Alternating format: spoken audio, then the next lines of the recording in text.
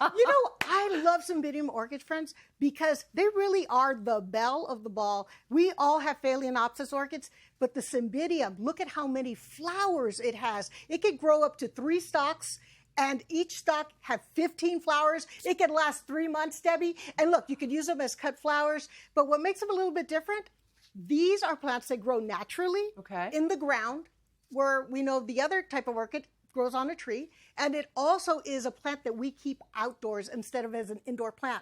So they only go indoors in the winter when it's under 40 degrees. So yeah, today we're gonna make more of them. They are so beautiful, and they make quite the statement. Oh my God, you said, they're so big and over the top and wonderful.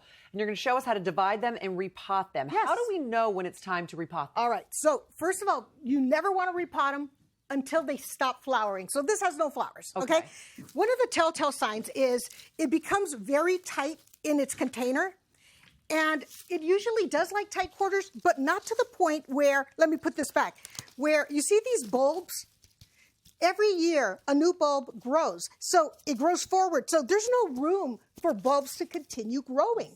You see? So if the actual vessel isn't large enough, it's no longer going to grow. It's not. And it doesn't need a huge one. And look, there's no orchid bark anymore. And the Cymbidium will draw its nutrients from the orchid bark, but there isn't any left. So it needs it needs to be divided. So you already divided one. I have half of it. You have the other one. And now you're going to show us how to repot it. But first we have to get rid of all of, not all of it, but a lot of that mess at the bottom. And the other thing I want to show you, Debbie, if you lift yours up, I took one plant this size and I divided it in 2. And so as you can see here, I've got 1, 2, 3, at least 3 bulbs that are adjacent together. How many do you have? 1, 2, 3, 4. A lot. Okay, you need to have at least 3 of these bulbs in your division, or else it's going to take forever to pot and to grow again. So do you want to know what we're going to do? Yes. Did you clean yours off? No. Okay, so now I have to clean it, and I do understand that when we do give this a little haircut, a little trim, that you have to make sure you are actually using sterilized tools. Why is that? Well, you know, this is surgery for your plant.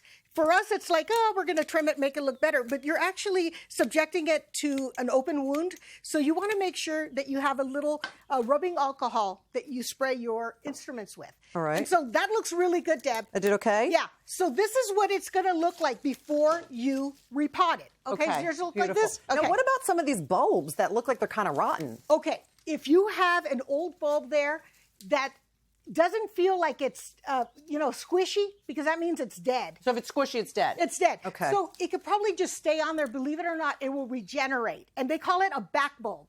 And so that is it. So now we're going to be ready to pot it. Okay. And what do I do? Okay. First of all, we'll talk about the pot. Yeah. The pot that is selected is terracotta. It's heavy. You're going to need it. This is top heavy. So I want you to fill it half filled with your potting mix. And what kind of potting mix should it be? Yeah, it's an orchid mix. And I want to show you something, guys. It's bark with a little bit of softer perlite. And when you go to the store, you're going to find different grades of the orchid bark. You got, coarse and medium and very, very fine. I like to mix the 2 of the fine and the medium because it's more like what you find in nature when it's planted in the ground. And it smells good, by the way. It smells good. Okay, so yours is half filled, right? Okay, and is it important for it to be terracotta, or just does it have to be something substantial? It should be something substantial. I like terracotta because it can breathe. Okay, because these are heavy. If you put in anything too light. You need it to breathe. And here's the other thing, guys. You see when I place this down, you can almost see the bulbs at the top. It should be at that level that it was in that container. So I'm actually going to add a little bit more, and you might need to, of your mix to the bottom. Now, you said something to me, which I thought was really interesting. What's that? That when I'm planting it, you told me earlier that I should plant it all the way touching the back. Yes. Thank you for reminding me. Guys, listen. Most of the time, we'll put this in the middle. No. With the Cymbidium, you see how I'm giving it space in the front because I'm putting it at the back? It's a reason. Every year, the Cymbidium will grow one of these new bulbs in the front. It's a front grower. So every year you can see it's going to start reaching the rim. Don't start with a huge pot. This is perfect. Okay. Now we're going to fill in with more of our orchid bark, Debbie, so it's nice and tight.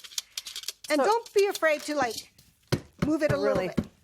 And if you do plant it further back, it'll grow more and more bulbs. Absolutely. So it'll become larger and larger each year. Yes. Then you have room. Amazing. So this how much water and sunlight do they need? Because there's so many different variations of orchids. There really is. Yeah, and I know that they're not all the same when it comes to care. No. But the Cymbidium, what it's going to need is it's going to need to dry out just a little bit before you rewater it. We're not talking it's parched, okay? It's going to be like that. So when it's outdoors, you want to make sure that you keep it evenly moist and keep it, again, in a covered patio, no direct sunlight. Okay. And it should start to grow new little growths and bulbs within the next few months. Really? Yeah. So the newly planted one in the next few months will grow bulbs. When should we take it inside? Okay, when it starts getting cold. When you feel cold, that's the time to take it indoors, 40 degrees. Have it inside and outside. Perfect is between 60 and 85 degrees. Too hot, not good. Too cold, not good. But it can overwinter indoors. You bring it back out when it's nice and warm. And for sure in about 2 years. Now, does that sound like a long time to wait? No, because I know that these last for a lot longer than 2 years. So if you wait for a couple of years, take care of it, it's going to start growing and flowering like this, and it will do so for 50 years or more. 50 years. They're so worth it. So, ladies and gentlemen, if you plan on getting a Cymbidium orchid, I think you might have to put it in your will. Yeah, you should. I'll take it. It might outlive all of us. That's and it sounds like California is the perfect climate for this kind of orchid. Oh, my God, yes. Thank you so much, Shirley. You're for welcome. full instructions, you all can visit hallmarkchannel.com and keep up with Shirley on her website, EdenMakers.com. Now, stick around.